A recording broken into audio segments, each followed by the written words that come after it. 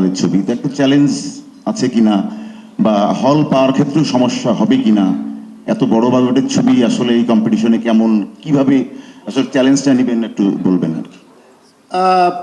Basically আমরা একটা নিরবিচ্ছিন্ন সময় চাচ্ছিলাম অনেকদিন ধরে যে ছবিটা রিলিজ করার জন্য। তো কাজল রেখার জন্য এইরকম একটা ছবির জন্য সবচেয়ে উপযুক্ত সময় হচ্ছে যে আসলে কোনো উৎসব, সেই উৎসব, দুটো উৎসব আমরা একসাথে পেয়ে গেলাম। একটা হচ্ছে ঈদ, আরেকটা হচ্ছে পয়লা বৈশাখ। তো দুটো মিলে আমরা সবসময়ই আমাদের এখানে সিনেমা বানানো চ্যালেঞ্জ, সিনেমা রিলিজ দেওয়ার চ্যালেঞ্জ, চ্যালেঞ্জের বাইরে তো আমরা কেউ না। তো চ্যালেঞ্জ নিলাম, দেখা যাক কি হয়। হ্যাঁ, আর কোনো প্রশ্ন? চ্যালেঞ্জ, কারণ আপনি অনেক রিসার্চ করেছেন, সবকিছু ঠিকঠাক মতো পেয়েছেনও বলা যায়, কিন্তু আপনার জন্য নিশ্চয়ই চ্যালেঞ্জ ছিল সেটা।